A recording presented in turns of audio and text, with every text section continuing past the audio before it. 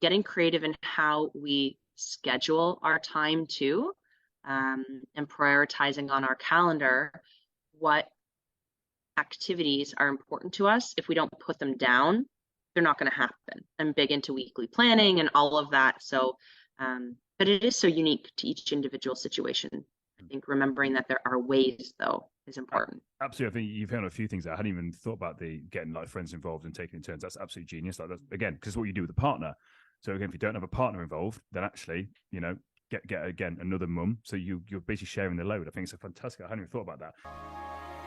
Welcome to the Prime Life Project podcast, a place to help you unlock your full potential, both mentally and physically, to become the best version of you.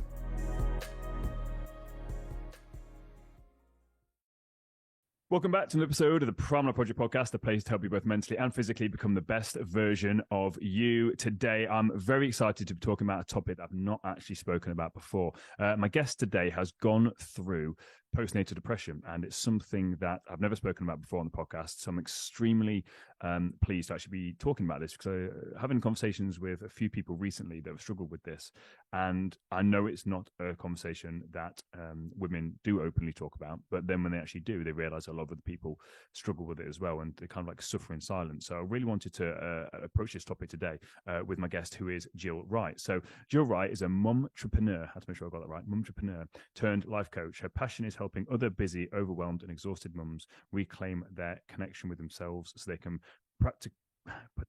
participate joyfully in their own lives again. And again, this is recorded post-show, so the actual episode, we kind of go off on loads of different tangents. But if this is something you've struggled with and you are struggling to see the light at the end of the tunnel, this is definitely a must watch or listen podcast. And as I always say, if you think anyone could take any value from today's episode, please like and share it with a friend to help us spread the word, to help as many people as possible. So without further ado, I'd like to welcome Jill Wright. Hey, good morning. I'm great. How are you? I'm very well, thank you very much. Thank you very much for speaking to us so early in the morning. I know it's 6 a.m. for you. I can see it's still dark outside. So thank you very much for actually talking to us so early in the morning. Absolute pleasure to be chatting with you. We're going to be talking, like I said in the intro, about a topic that not many people openly talk about.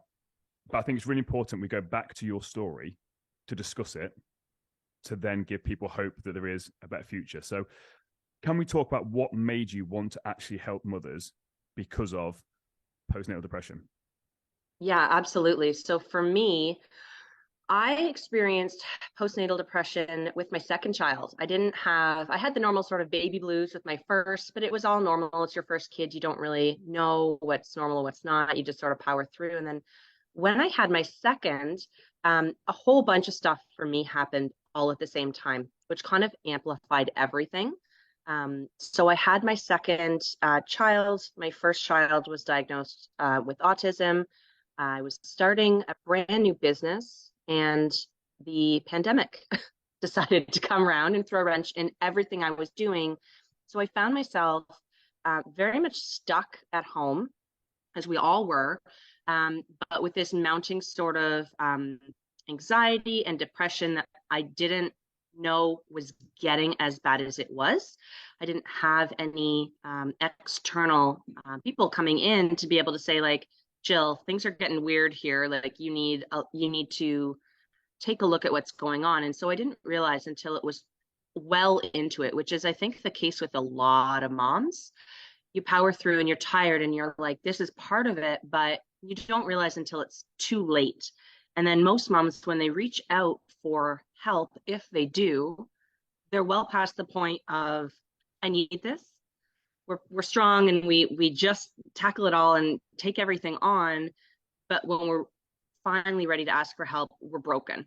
And we need to be pulled out and not just elevated, but like brought back to surface level. And so it took me a long time and a lot of effort to go from a place where I just was crying all the time, didn't know really what was wrong, knew something was wrong, wasn't happy, couldn't control my external circumstances, to a point where I realized I have to control internally what's going on, because there's so much out of my control in the world happening right now. And I did a lot of research into personal development and mindset and got way down a rabbit hole and realized none of this stuff is geared to moms.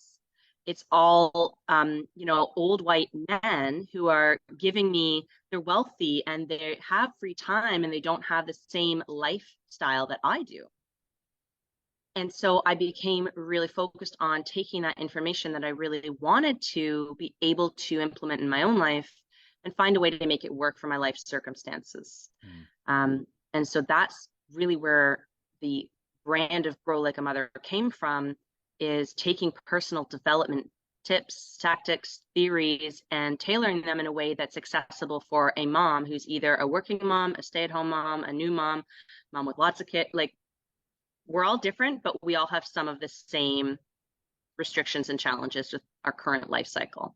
I think that's a real key thing. We're going to obviously talk about the whole self-development stuff for mums. Like, that's the whole premise of the podcast. But again, I want to deep dive back into the postnatal stuff for a second. But one thing I want to touch on is, as you mentioned, about the self-development world mainly being geared like from white successful males. Again, completely get that, like 100%. And it's an interesting thing, even as a young white male as well. You're looking around and it's a bit like there's not really much representation for women. The women are starting to get more into it because, as you sort of mentioned, it's a big thing where, again, women are a lot more in tune with their energies and stuff like that. Once they're sort of shown how to do it, they're a lot more intuitive. And also then aware of that then and starting to step up, which is great. So I think the generation now that's coming through is a lot more diverse. Again, you've got people from loads of different backgrounds taking up, which is absolutely awesome. But correct, the old school is literally just old white males. And it's like, okay, like maybe I don't want to be rich, which again, that's what's mainly geared towards. And it's like there's other ways of measuring success rather than it being financial. So I'm really glad you pointed that up, and we'll pick that up in a second. Now, let's just go back to this postnatal depression.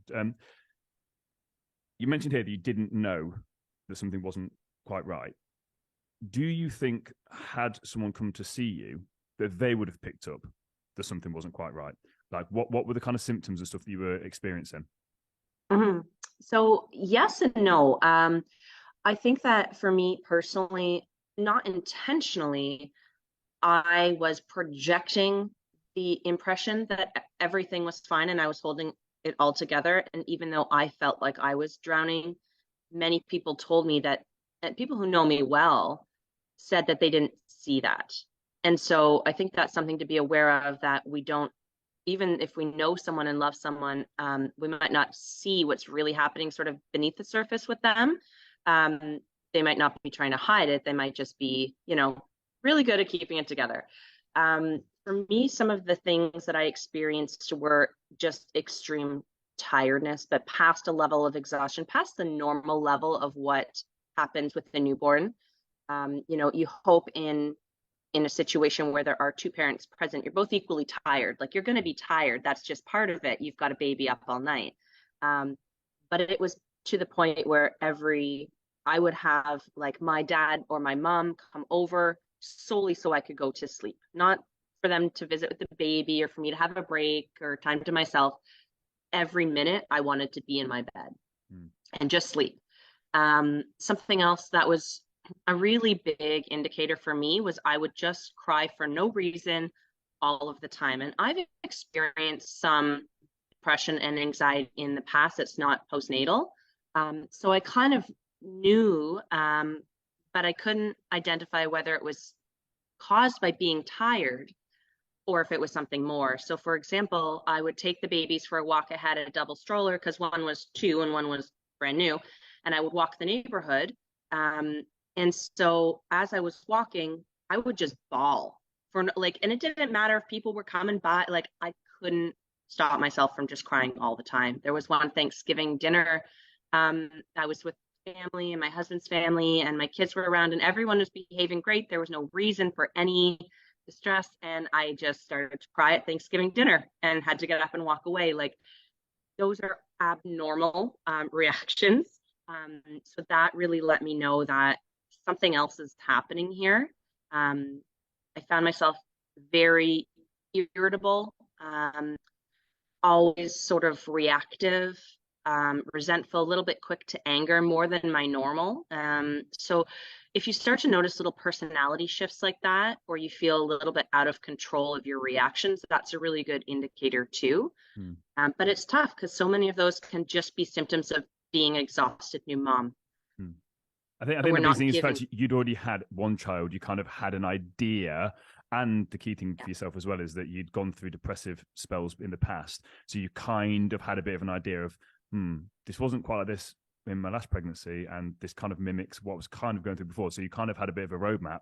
I think this is where the problem with this is that most mums, if they don't have either a previous child or any experience with mental health, depression, anxiety, any sorts of those things, they're very unaware of what's going on. And as we mentioned before, mums don't talk about it.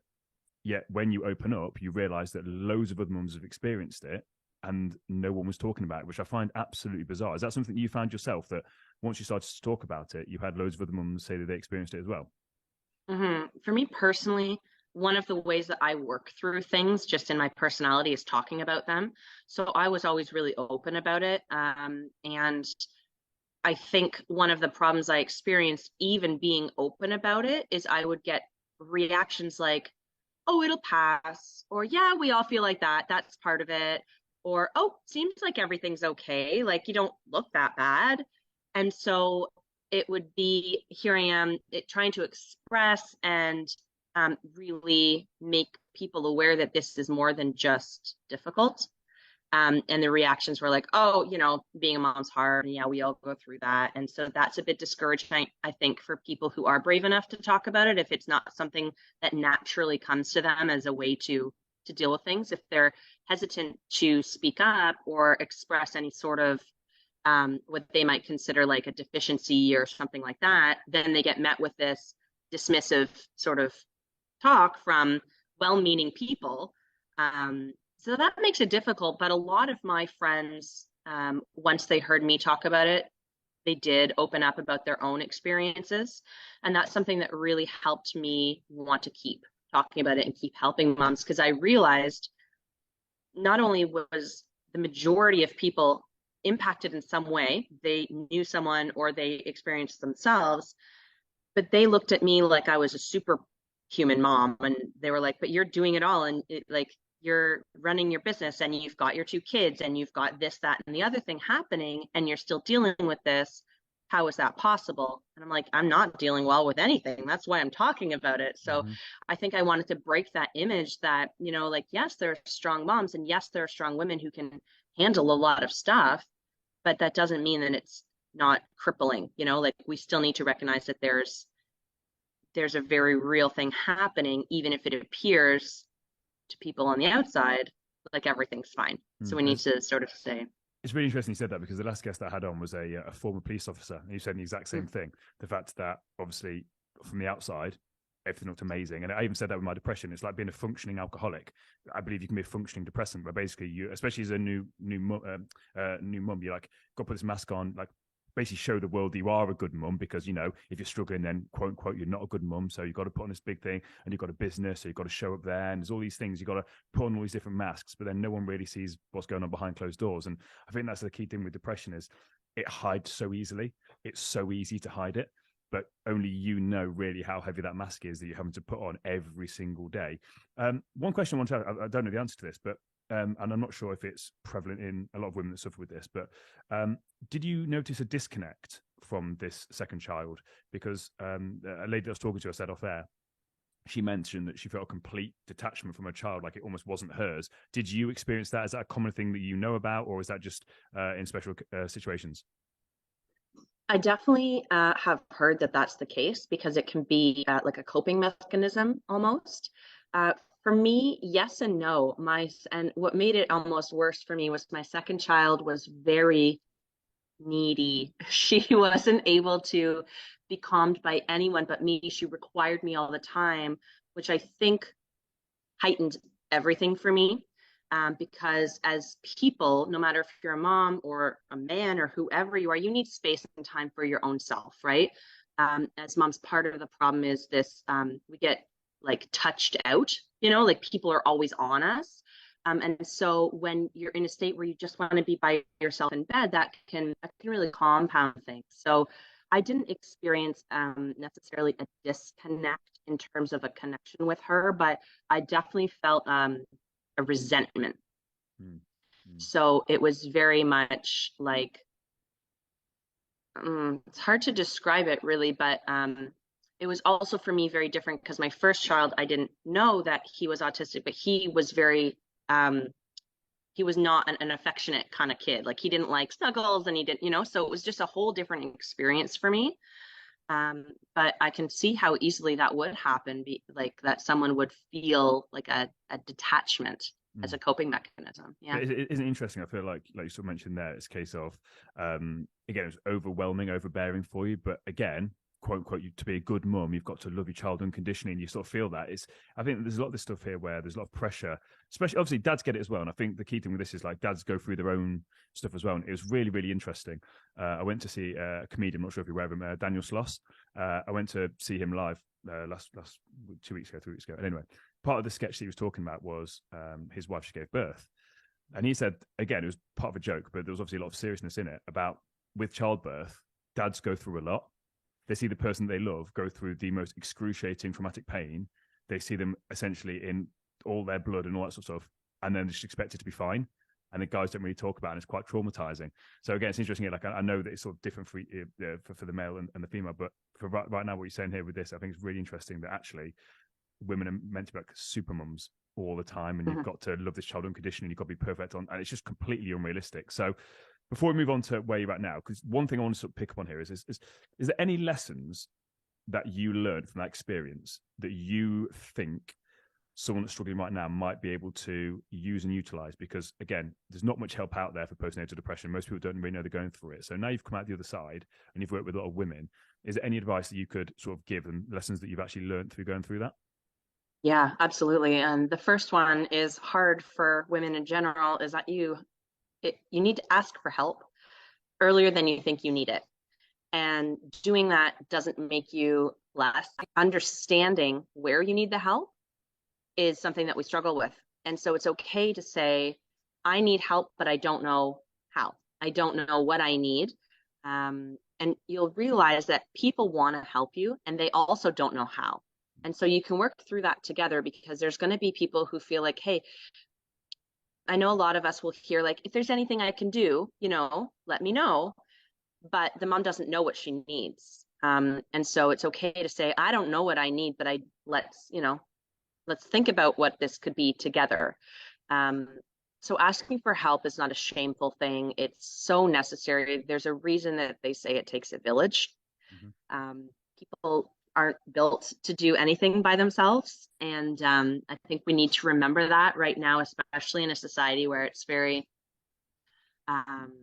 very sort of masculine in the energy that we live in. It's go, go, go. It's power through. It's, we're not living intergenerationally anymore. There's not built-in support in our households. So there's a lot of factors that put us at a disadvantage and make us feel like asking for help is weakness.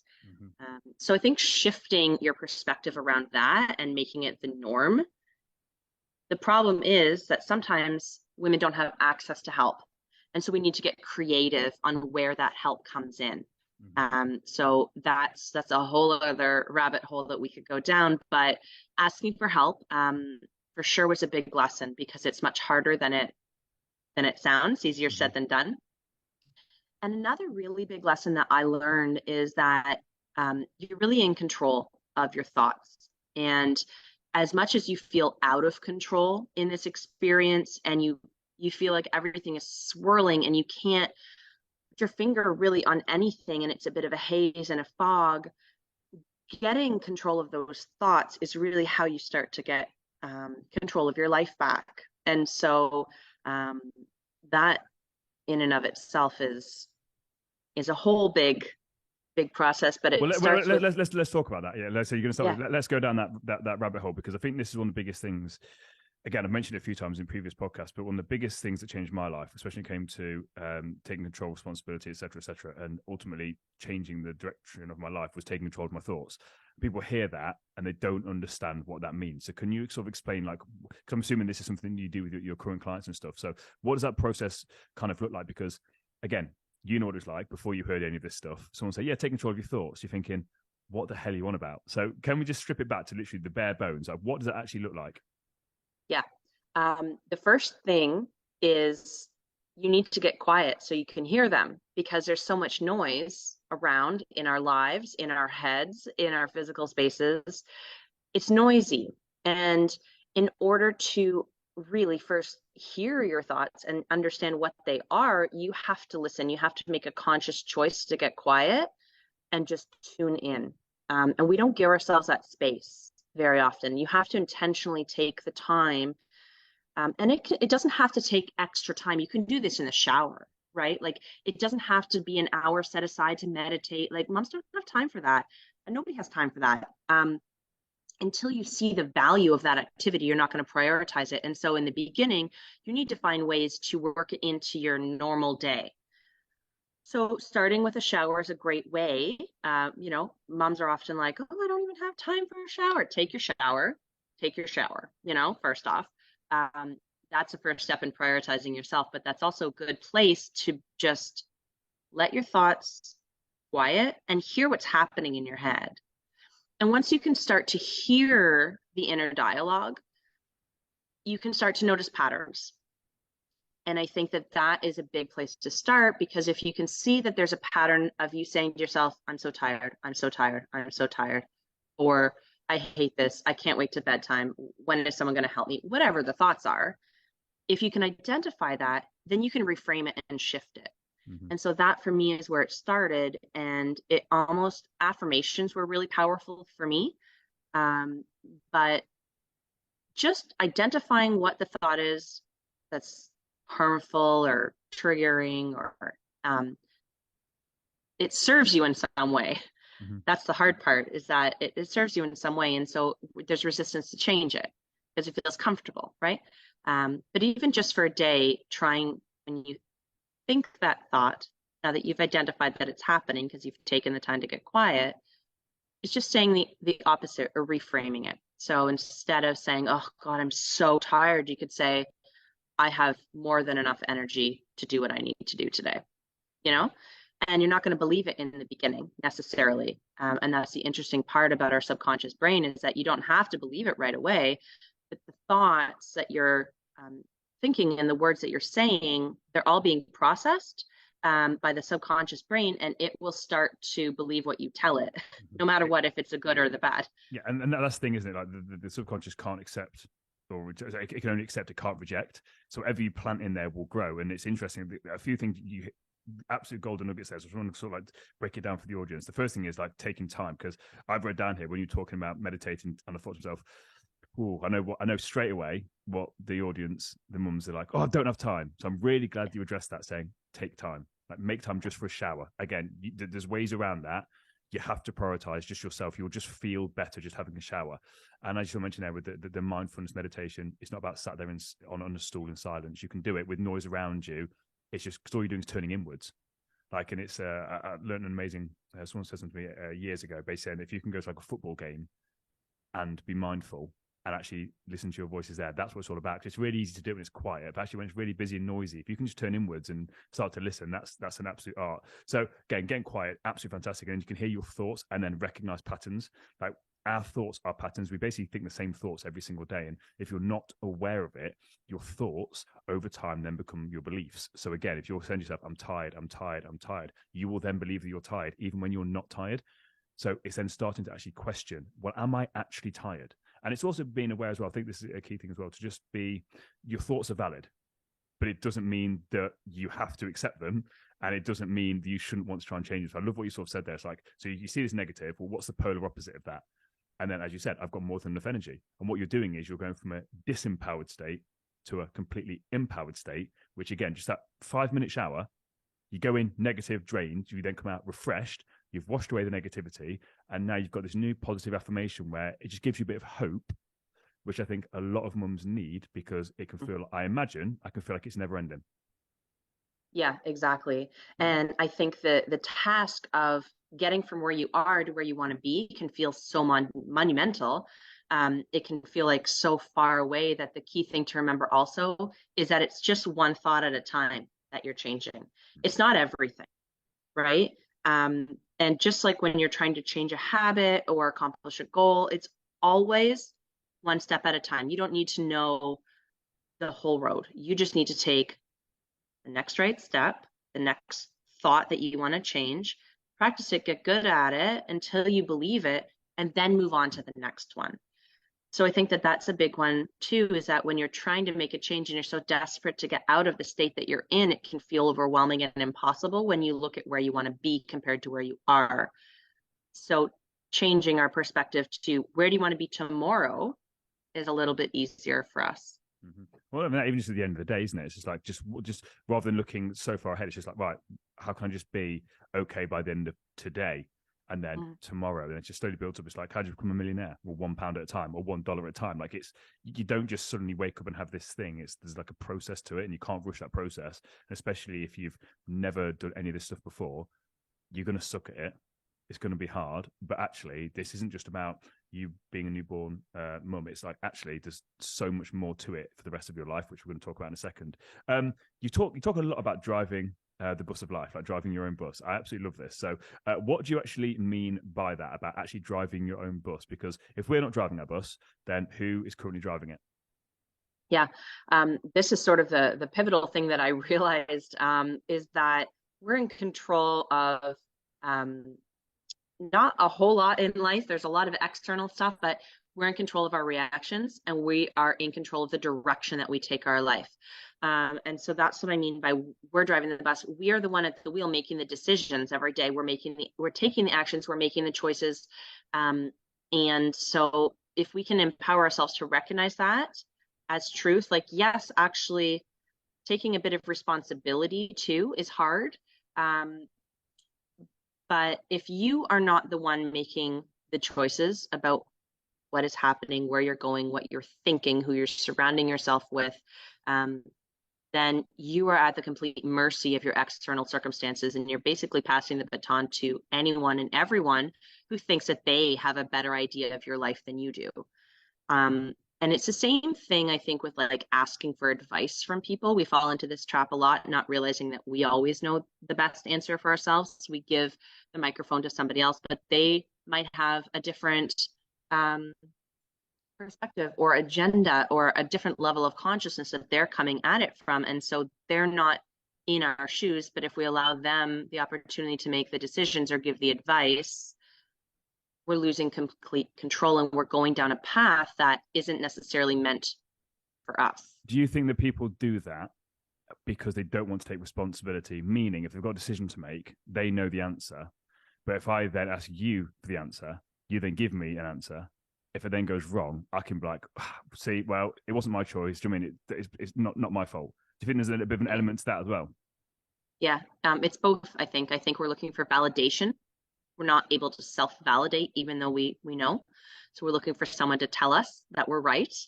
Or what you said, we don't want to trust our instinct. It doesn't feel comfortable. It feels unsafe or scary. So we're looking for somebody else to give us direction that feels safer. And yeah, if it doesn't work out, then your mind says, oh, well, that wasn't my decision. That was somebody else who was guiding me. But at the end of the day, you're actually still the one driving the bus. So it's hard to reconcile in your mind, and you become even more hazy and foggy and confused if you're not making your own decisions. If you're giving your power away, your brain doesn't know what to do because it knows that you're in control, but it's trying to assign credit or blame to an external source, and it doesn't reconcile because that's not how it works. That source is never actually in control. It's a big scary thing when you actually realize that you have complete control of your life. And again, obviously you can't control things around you, but you can control your reactions and also your attitude towards life as well. It's a big scary thing when you first hear this, because for me, I take complete responsibility for my life. Again, was it my fault I became depressed? Not necessarily. However, there was a lot of signs that led to that. Now, again, as mums, I understand there's a whole host of the factors there. So I'm not for a single second saying that it's the mum's fault. But for me, I take responsibility for my life. So again, for newborn mums, it's not necessarily their fault they're in the situation, but they can, and they are the only ones really that can do something about it, because they're the only ones that really know what they need. And I think nowadays we're taught not to listen to our intuition. Like we have that gut feeling, we have that little voice, and it's different to other voice, it's different to the thoughts, and we just kind of like, oh, shh, like we just don't want to hear it. And that's the hard thing now, that when it comes out and you need that voice, because we've kind of turned it down for so long, we don't actually recognize it when it's there, and we don't kind of know how to listen to it and how to go about it. Is that kind of the case? Oh my gosh, yes. I'm preaching intuition right now. I've just done a podcast episode about it and a workshop. And I think the thing about intuition is it doesn't need to fight for your attention because it knows. It doesn't need to prove to itself that it's right. It just knows. It just is. It's the highest truth. And it doesn't have to prove that to you. And so it's not loud. Your ego's way louder. And so the problem with us not getting quiet and listening to our thoughts is that we're not giving our intuition a chance to speak to us. And if we're not in the habit of listening, then we don't feel confident that we know that we have control of what's happening, and that we always know the right next step for ourselves, even if it doesn't feel comfortable. But I wanted to just go back real quick and touch on the thing that you said about how it might not be your fault or your responsibility of what's happened to you. The circumstances can bring you a depression or mental health. And, we are not in control of so many things in the world. We get some cards dealt to us that we didn't choose often, right? So taking the responsibility away from that, but keeping that piece of responsibility that says, well, what do you do with that card? How are you going to play that hand? Right? And I think that we can all get overwhelmed and fall into a victim mode where it just feels too much. And that really perpetuates, because if you're in that mindset of feeling like this is happening to me, then you feel out of control. You have zero personal responsibility or power that you've been given to yourself. And that's where we get in trouble, because it's hard to reclaim that. I think that's a big. You're 100% completely right, and that's the biggest thing I'm trying to say to people is you can, again, the victim mindset, that whatever you want to call it, because some people don't like the word victim mindset, but whatever you want to call it, the disempowered mindset, whatever it is, it feels really good to beat on that drum for a little bit.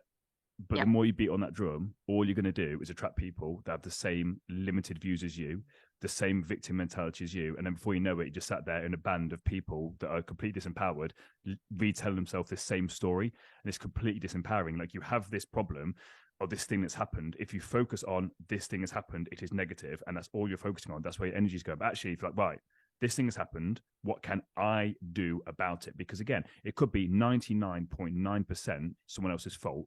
But that 0.1%, take that and then run with it, because you can do something with that. And it just takes you off that I can't do anything mentality to, right, where's the opportunity? How can I grow? How can I learn from this? What can I do to shift my life, et cetera, et cetera, et cetera.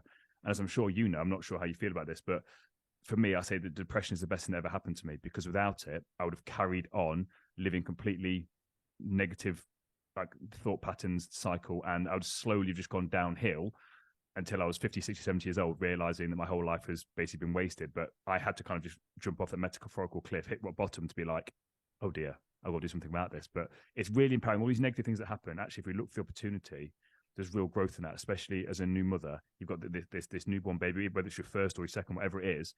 If you can do that work on yourself and figure out you, it then allows you to show up better as this child actually grows. Again, I'm not a mum, but is that the kind of thinking behind this? That actually you look after yourself, you put on your oxygen mask first, and then you can actually show up better for your child or children?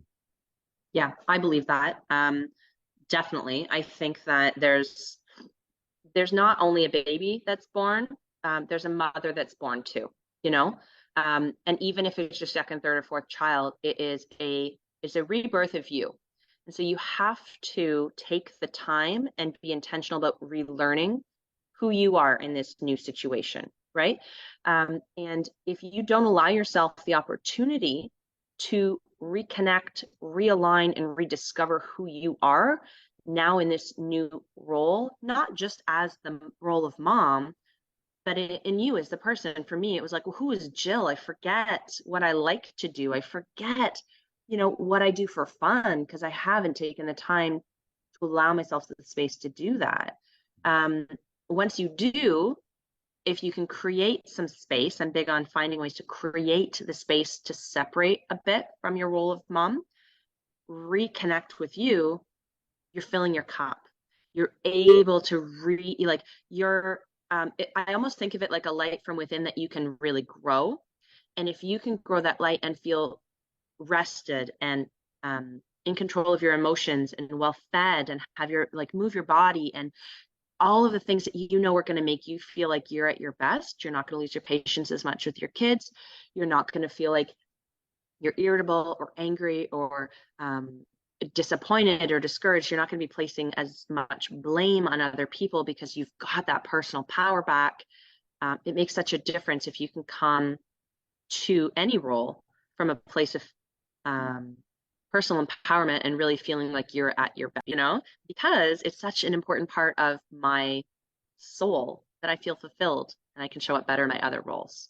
With this, again, because again, we sort of mentioned here at the start, basically going through the steps that basically help mothers drive their own bus. We sort of mentioned about asking and reaching out for help. So we've covered that one. I want to skip a step and then go back to it in a second because this is something you just touched on about relearning who you are, but then creating space. Mm-hmm. So again, so I'm just playing devil's advocate here because again, I'm not a mum. I don't have a child. However, I work with a lot of mums and I spend time with a lot of mums. So okay, cool. So it's then understanding people can be listening to this thinking, how on earth do I create space when my partner's not giving me support? My parents live miles away. I'm basically sole parenting over here. That could feel, again, overwhelming. So again, people might understand, Jill, I understand exactly what you're talking about. I understand I've got to take back control here, but how on earth am I going to carve out any of this sort of space to actually start doing this? So what does that look like? And what advice would you give to people that literally do feel like they're solo parenting and it is a bit like too much? Yeah. First off, yes, that's valid. That's exactly most of our situations. I was specifically in a situation where I didn't have a supportive partner either. And so I completely understand the resistance and the initial thought that comes up like, I can't do that. There's no way. And so what my best advice is to start small and create space in your mind. You don't have to create the time yet. You need to create the space in your mind and give yourself an opportunity to start playing in your head to make the changes there, because everything in our reality always comes first from our thoughts. And so that's always where it starts. So taking those moments to listen to your intuition. Before you go to bed, yes, you're exhausted when your head hits the pillow, but put on a 10-minute meditation, even if it's like a sleep meditation, to get your mind calm. To create that space and sort of expansiveness, that feeling of weightlessness or that feeling of just calm. And that's where it starts, because if you can get yourself to a place of calm, you all of a sudden have more space to deal with what's happening in your life. So that's the first thing. And the second thing is really comes down to how you manage your time. And I like to call it time ownership instead of time management, because we all have the same 24 hours, right? I don't have more time than you do, but it's our choice on how we spend our time. And there's lots of things that we can do, even if we're limited in resources, either financially or with support, or if time is a resource we're limited with, if energy is a resource we're limited with. There's always options, and it's so unique to each person, but there's things that we can do, like having a neighbor, a colleague, a friend, if you don't have parents around, come over to your house for an hour and play with your kid while you get the dishes done, the house cleaned, or while you take that time to read a book or have a bath, whatever that looks like for you, which is your top priority. Bringing in the help, it all comes back to this too, to give you some time. I like the idea of a mother's helper, where you can find someone who doesn't have to be even a babysitting age, an 8 or 9-year-old, to come and be in the house with you. You're not leaving your kids alone. You're there, but the function of this other person is to take some of the weight off and some of the responsibility off for an hour in the evening or the morning or whatever works for you, so that you're able to step away, remember that you're separate, and put some time and energy into something that's important to you. Another one that works really well for when your kids are a little bit older, but can still be, functional when you have newborn babies, is finding another mom friend. Having a mom circle is really important, and that support. But if you can go to her house and put the 2 babies in a basket and say, you're up half an hour, you're watching these babies, I'm going to go whatever, still in the house. You don't have to leave the space, right? And then the next half hour, it's like, okay, I'm up, I'm watching these babes. You go take half an hour to do what you want, right? Um, Getting creative in how we schedule our time too, and prioritizing on our calendar what activities are important to us. If we don't put them down, they're not going to happen. I'm big into weekly planning and all of that. So, but it is so unique to each individual situation. I think remembering that there are ways, though, is important. Absolutely. I think you've found a few things that I hadn't even thought about, the getting like friends involved and taking turns. That's absolutely genius. Like, that's, again, because what you do with a partner. So again, if you don't have a partner involved, then actually, get again another mum. So you're basically sharing the load. I think it's a fantastic. I hadn't even thought about that. One thing I didn't really think to talk to you about, but actually it's become quite relevant. Communication with your partner, because you said you didn't have a supportive partner, but however, it's really early morning for you right now. I'm going to assume that you don't have two kids behind you that you're balancing while on this podcast. So I'm assuming that your partner, again, has understood how you were struggling, and then you then communicated and he's now on board. I'm assuming that's what happened. But how do you actually communicate with your partner that you do need that help? Because again, we said one of the biggest things is actually reaching out for help. That's number one. So if we do have an unsupportive partner and we know that they're unsupportive, so it's not a case of they're ignorant, they just genuinely are unsupportive, they don't understand why you can't look after your child, how do you go about communicating the fact that you need help with that kind of person? Does that make sense? I'm making sense of that question. Yeah, absolutely. It's funny because I had a therapist tell me I should write a book about this because I did it in such a unique way.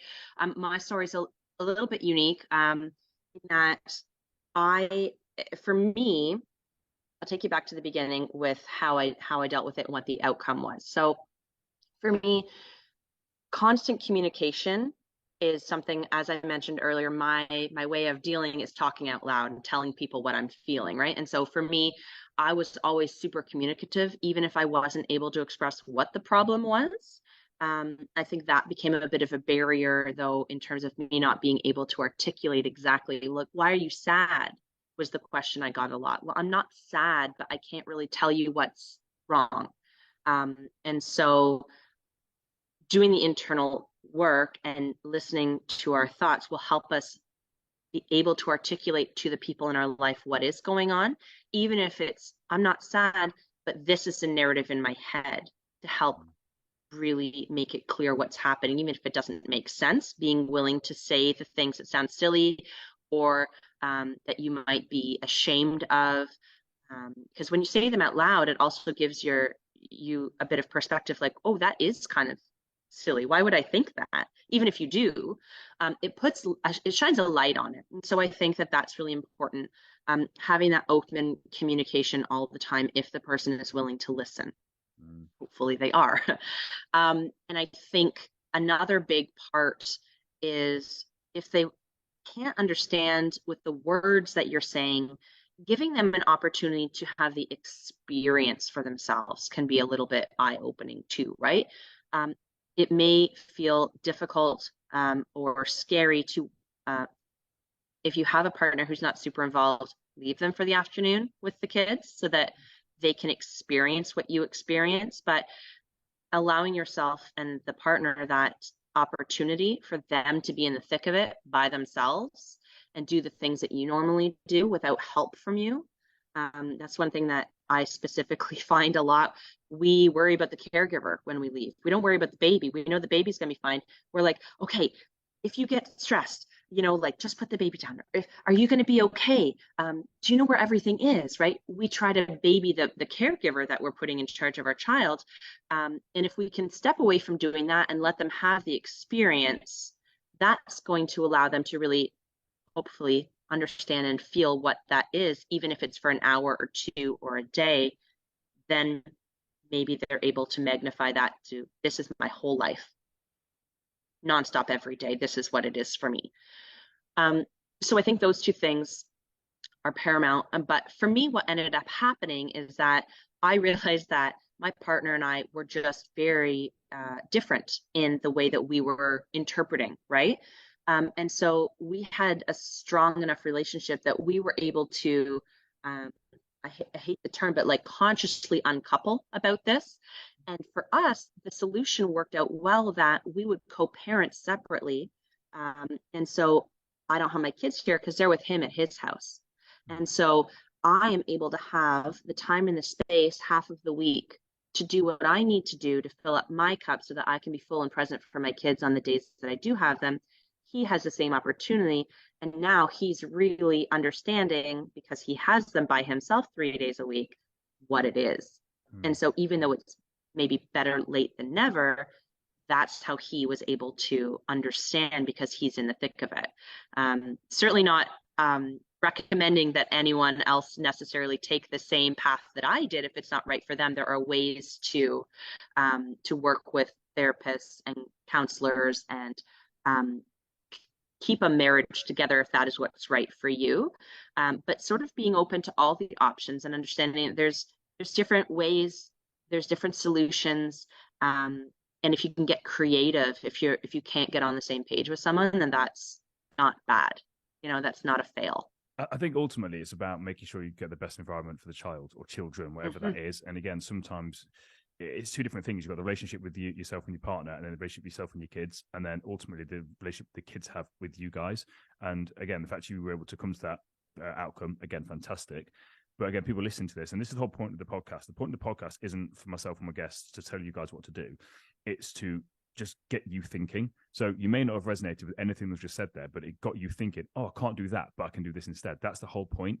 You're basically just listening to this. And by listening to these conversations, you're opening your mind up to possibilities and other things. So we're listening here again, just sharing like Jill's own personal story. Great. That's not your personal story. Maybe that doesn't resonate with you. It's not possible for you.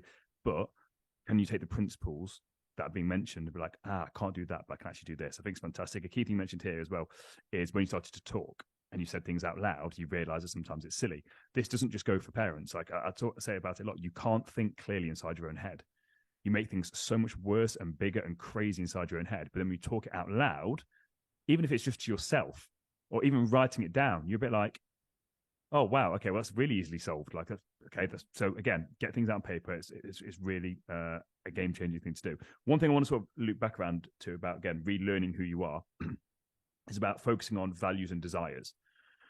Because again, now as a mum, you're not going to have the same values. You're not going to have the same desires necessarily. How do you go about doing this? Because I also think is a key thing here is that people have the idea that working on yourself as a new mum is selfish. Now, obviously, I know it's not, you know it's not, but they'll have that, no, you should be focusing everything on the child or children. Like, this isn't the time to work on you. Like, what are you doing? Like, you're being so selfish right now. So how do you go about breaking that misconception? Because maybe even something that you think in your own head, that I can't do this, I've got to spend all my time, energy, and effort on the kids. How do we go about reframing that narrative and then also looking at the values and desires that we now have as this new mum?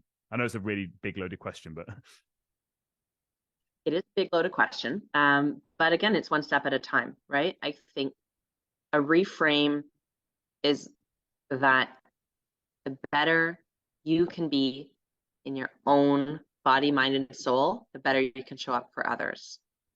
And so understanding that that doesn't happen without effort, that doesn't happen without time and space. Sorry. You have to take the time and intentionally do the work if you want to see the results that you're after. And so if you go about it from the perspective that this is serving the highest good of the family, this is serving the highest good of the children, the work is in service to their experience so that they have an experience of having a happy mom. They don't need the perfect mom. They don't need the mom who's constantly attentive and doing everything right and dressing them in the exact cute outfit and doing the organic food. And like, all of these are good things and they might be really good for you and a priority. But at the end of the day, the only thing universally that all kids need is love. And we are better able to love others around us if we love ourselves. And we're not going to be able to love ourselves if we don't know who we are. And that's the work of the personal development, right? Like reconnecting to like, who am I before? Like you said, your values, your desires, those are going to change with motherhood, but with every season in your life, right? We all go through cycles. And so taking time to dig in, reassess, journaling is huge. meditation, right? All these things are the tools that we use to help us. That's a big thing. I say this a lot as well on the podcast and also to clients. You're not broken and you don't need fixing. You need to find yourself, forgive yourself, and love yourself. And you can't love yourself until you first find yourself. Because again, if you hate yourself, you're never going to love yourself. Like you wouldn't like you it's like when you hate somebody, it's like, oh, you just got to love them. Well, if you hate them fundamentally, you can't just go from hate to love. Although they're on the same spectrum, like there's polar opposites, so you can't just go from one to the other. It's then finding something that you can maybe tolerate about the person and just slowly work it through, etc., etc. So again, it's sort of going through the same stuff with yourself, but it's then asking the question like, again, what are my needs and wants now as this new mum? Like, what do I value? Like maybe you loved sports, but now you're kind of not really into that, or maybe you are. Like, what is that? And I fully believe that. Again, I'm not a parent, so I'm not speaking on behalf of parents, but I feel like it's the disempowerment of people not realizing the control they do actually have. As you sort of mentioned, especially if you have got a partner, whether what that relationship looks like, you have the ability to kind of structure in things that you do actually like and enjoy. And even if you don't have that, you can still watch things on YouTube because again, the baby's just sort of sat there. You can do things that may not fully meet your needs, but they're still keeping your foot in the door, and it makes you feel connected with you on some core level. Does that make sense? Yeah, absolutely. I think that your desires, your likes, your values, they may be the same, but you know, they may shift. You don't know till you're there, but if they are the same, it's working in those little pieces to keep those pieces of yourself, um, because that's your base, that's your core, that's sort of the basis of who you are. You don't want to lose that.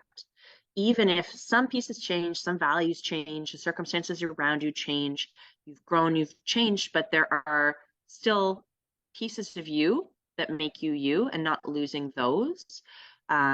So if you're someone who loves to read, and that's always been a big part of your life, but you can't sit down with a book, grab an audiobook and have it in the car when you're driving to and from wherever you're taking your kid to the library or whatever.